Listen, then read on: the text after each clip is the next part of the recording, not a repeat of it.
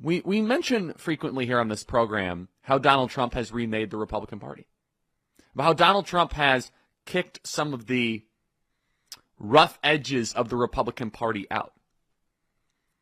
And this is more clear than ever, given President Trump's approach to foreign policy. Unafraid to call Zelensky a dictator, which of course he is.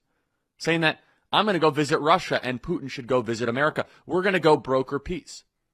And as we are continuing the great revealing, which is what we are living through, the great revealing, it's more and more clear how not just ideologically weak, but also unimpressive the previous ruling class of the conservative movement was. This weekend, of course, is CPAC and everything happening there. But also, there is this other event that is very important to emphasize. It goes to show what used to be within our ranks. In fact, included in this event, the Principles First Summit, are people that used to be in Trump 1, the first Trump administration.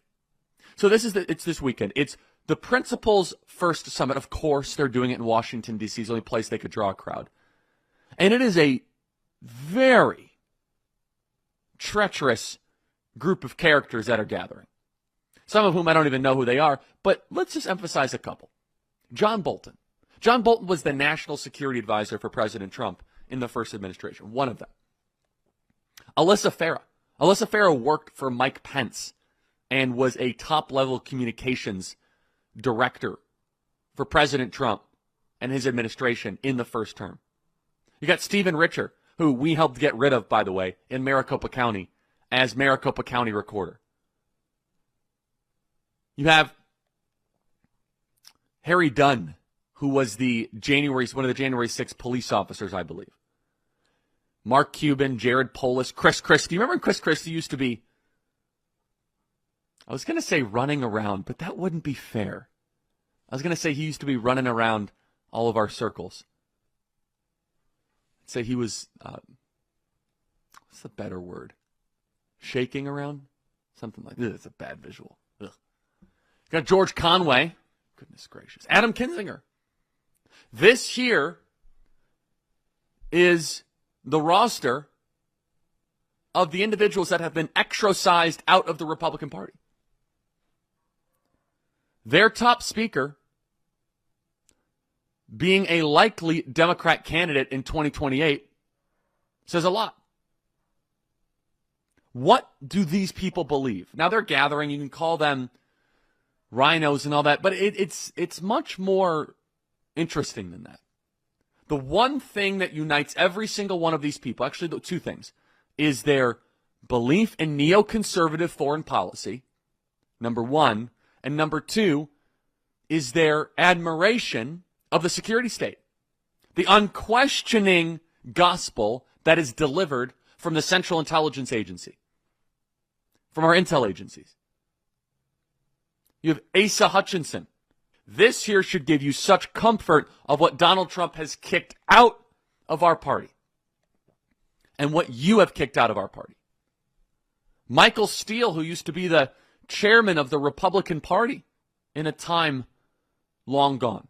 Jeff Duncan, who is or was the lieutenant governor of Georgia. And what they represent is a statist wing of the now changed Republican Party, and they know there's no place for them in this Republican Party. They know that. They hate DOGE because it might actually challenge the money train that they have benefited for quite some time. They don't want an open border. And this is an extension of the damage that the Bush junta did to this country. And they should try to do this conference in any other city. Try to do this conference in Scottsdale or in Miami. No, you could only do this in Washington, D.C. It's the only constituency in the country that would dare even entertain this nonsense. But it's a very, very important point. Because as we look at this roster, as you put it up on screen, understand there are still elements of the Republican Party that are currently in office that agree with all these people, but they're sleeper cells within our ranks. Now, of course, we love disagreement. That's never been the issue. If you want to be Susan Collins and you want to disagree with us publicly, let's have at it. Let's lay it down. I'll respect you. That is not the issue. The issue is people who lie and say that they are from deep red states when in reality, they're not. They say that they are Trump faithful. They say they are loyal to the agenda. You go look at their website. There's a lot of U.S. senators that agree with this nonsense. It's such a time warp back to 2012. You read this. A lot of these are just abstractions as you go through this. The most important question, though, is what do they believe is the role of American foreign policy? Every single person at this event supports sending more money to Ukraine. Every single person of this now dead Republican Party believes that deportations are cruel and unusual. And now you compare it with the current leadership structure. And it's not even that the list is that bad of the principles on their website. I mean, it's, we believe in the Constitution. Of course we believe in all that. But it's so obvious why they're holding a lame rebel conference instead of hosting the president. They're lame and they're weak. Hegseth just announced an 8% annual cut at the Department of Defense. But let me reiterate, there are so many people in the Republican Party, in the U.S. Senate, that hold these neoconservative, neoliberal views. And just so we are clear, what is a neoconservative? A neoconservative is a modern-day empire builder. They want to invade the world and invite the world. Neoconservatism is an outgrowth of Marxist ideology. It is statism at its core. That we can go bring the American foreign policy machine to a country near you and bring democracy to Baghdad or bring democracy to Kabul. The project of Karl Rove, the project of George W. Bush. It really comes all down to Bush, really. There was a president who said all the superficial stuff that all of these other guys say, but was an inept ideological and practical failure.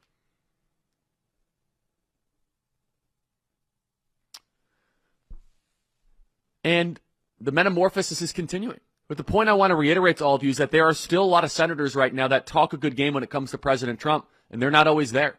Some that really might surprise you. And there's been some that have stepped up to the plate and have done a great job. But there's other senators that there's some questions. One in particular that is finally meeting with one of Trump's nominees, and I'm glad to hear it, but it's been a slow walk towards it. We're going to talk about that in the next segment. And he definitely comes from the foreign policy camp of Bill Kristol, from George W. Bush, from Dick Cheney. For those of you in Arkansas, I just want to ask the question, what's going on there? We're gonna talk about it. Vice President J.D. Vance has a very good friend. His name is Elbridge Colby. I've got to know Elbridge, extremely thoughtful man who is against the Bush junta philosophy, as we have seen, and I articulated in the previous segment about this ridiculous gathering that they're doing. Elbridge Colby has been nominated by the president, because he earned it, to be basically the third in line at the Department of Defense. It's called the Undersecretary for Policy. Very, very important job. Extremely important job. So Elbridge Colby is not that controversial. In fact, he's incredibly qualified. You can listen to his conversation with Tucker Carlson. He's thoughtful. He understands the issues. He is as good as it gets. And he has written the premier book on the rise of the Chinese Communist Party, on the looming danger, the clear and present danger of the CCP. And for whatever reason, we haven't been able to get a good answer. His nomination has been stalled and is being opposed by Senator Tom Cotton. Now, thankfully, we're moving in the right direction here. Senator Tom Cotton, I've known him for quite a while. I have nothing personal against him. I don't. I think he's phenomenal on immigration. I think he's great on crime. He's the one that was encouraging the president to invoke the Insurrection Act during all of the Floydapalooza stuff. So he's great on a lot of issues. On foreign policy, we are on completely different planets. I've said that before on this program. Tom Cotton's foreign policy views are indecipherable from that of Dick Cheney and Bill Kristol. And you don't have to take my word for it. You can go look at the information and see what he says. His criticism when it comes to Ukraine is that Joe Biden did not do enough.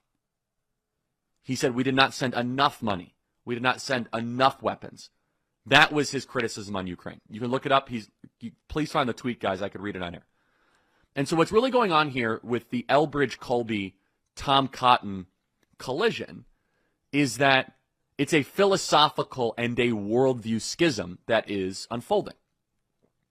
I've now sent out 2 tweets. They've been seen millions of times, about 7 or 8 million times, asking the question why Senator Tom Cotton is getting in Elbridge-Colby's way to become third in line as one of Trump's picks. We don't know the answer to that question. It's probably because Senator Tom Cotton is getting a little worried that the Bill Kristol, George W. Bush foreign policy regime is coming to an end. It is sunsetting. Now, of course, every senator is able to ask robust questions, to get assurances. All of that is fine. But it goes beyond that. Senator Cotton has called the president directly, trying to undermine Elbridge-Colby's nomination. Senator Tom Cotton has been trying everything he possibly can to derail this and saying, oh, no, I'm actually not trying to derail it. A lot of this is behind-the-scenes stuff that is now, of course, publicly reported. I'm happy to say, though, that Elbridge-Colby is now meeting with Senator Tom Cotton, and hopefully that will proceed. But I would love for those of you in the great state of Arkansas to chime in and to give your opinions, or anyone. How would you feel if Senator Cotton or other senators like him decide to vote against President Trump's nominees? It's not enough just to do Bobby Kennedy and Cash. All that is great, Tulsi Gabbard. But now we are talking about the inner workings of these departments. And Elbridge's book, which you guys should all check out, The Strategy of Denial, American Defense in an Age of Great Power Conflict, is one of the most thoughtful pieces of work. He is resolutely pro-Israel, obviously America first.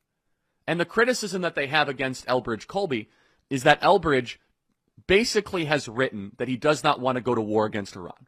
That's it. That is their criticism. He has been very clear that we should not get into a kinetic bombing campaign, a ground war against Iran. And for that, it has resulted in a tension point. And you're seeing the ideological rift unfold, and I have been helping lead the X and the Twitter chatter here. And again, I hope Senator Cotton does the right thing. This is not against him personally, but I can tell you if he does oppose some of these nominees, that the grassroots of Arkansas are not going to like that. They're not going to like the fact that President Trump won a declarative mandate election and he's not able to get his cabinet positions in and his sub-cabinet positions in, deputies, third in control, fourth in control. We have one tweet from Senator Cotton about Ukraine. No timidity and half measures. Time to send Ukraine the weapons needed to end this invasion. Well, we did send the weapons. Did the invasion end? Of course not.